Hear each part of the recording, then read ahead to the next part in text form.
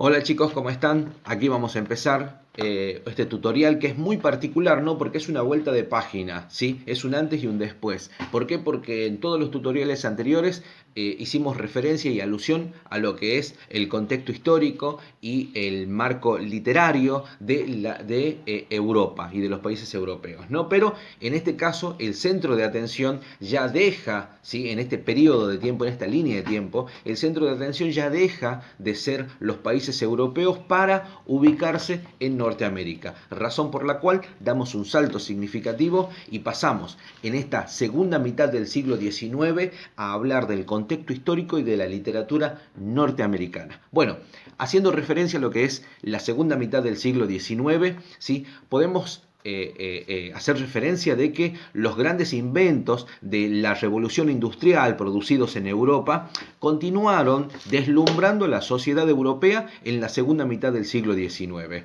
Tanto es así que muchos elementos que utilizamos hoy en día, ¿sí? Como por ejemplo el teléfono, la aspirina, la lámpara eléctrica, los rayos X, el vehículo que se mueve a gasoil, ¿sí? Fueron creados en este periodo de tiempo, ¿sí? En consecuencia, la ciencia como la técnica gozaron de un gran prestigio en este periodo de tiempo.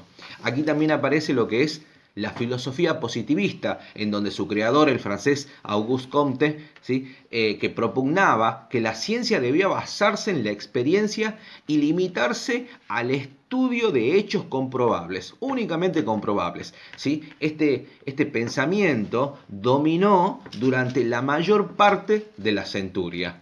La aplicación de esta teoría a la ciencia se conoció, ¿sí? Con el nombre de cientificismo, ¿sí? Que se conoció con el nombre de cientificismo y se apoya en las siguientes convicciones. 1.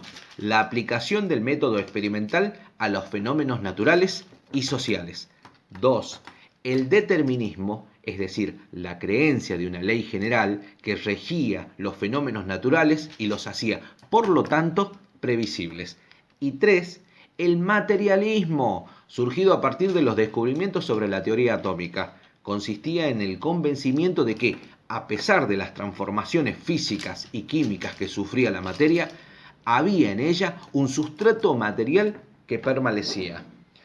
En resumen, ¿sí? El cientificismo se apoyó en una absoluta confianza en las potencialidades del hombre para desentrañar los misterios de la naturaleza y en su poder para dominarla, ¿sí? En la capacidad que tenía de poder descubrir, ¿sí? Y reinventar, ¿sí? Y poder dominarla también, ¿no? Poder llevar el bastión, ¿sí? De todo este tipo de descubrimientos. Ahora, en el siglo XIX, el capitalismo se impuso como sistema económico. Ojo, la plata, ¿sí? Y el crecimiento de las industrias hizo que gran masa de trabajadores se nuclearan y se dirigieran a lo que son las ciudades.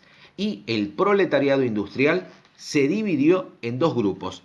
Por un lado tenemos los obreros calificados, que son aquellos los cuales tenían una cierta capacidad o un cierto conocimiento o un tecnicismo sobre algo, entonces le permitía, ¿sí? Estar en una posición de alguna manera más estable, mientras que del otro lado teníamos los obreros no calificados, aquellos que no tenían ningún tipo de conocimiento, ¿no? ¿Sí? La mano de obra barata, ¿sí? Descalificada, ¿sí? Ahora, debido a todos los acontecimientos, el individuo, ¿sí? Debido a todos los acontecimientos, el individualismo del movimiento romántico comenzó a desplazarse, ¿sí? A desaparecer, y surgió el concepto de clase, ¿sí? Surge el concepto de clase, ¿sí? En 1848 aquí aparece un capo total, ¿no? Porque aquí aparece uno de los filósofos y pensadores muy importantes del periodo contemporáneo, porque estamos hablando de Karl Marx, ¿sí? Y también Friedrich Engels, que presentaron el manifiesto comunista, ¿sí? Como una protesta por las injusticias, ¿sí? Y por la injusta situación que viven los obreros. La teoría de Karl Marx tenía en común con el cientificismo su inquebrantable optimismo, ya que imaginaba al hombre capaz de diseñar un mundo justo y autosuficiente, ¿no? Karl Marx apoyaba muchísimo a lo que es el proletariado, quien debía, según él, tomar el poder y las riendas.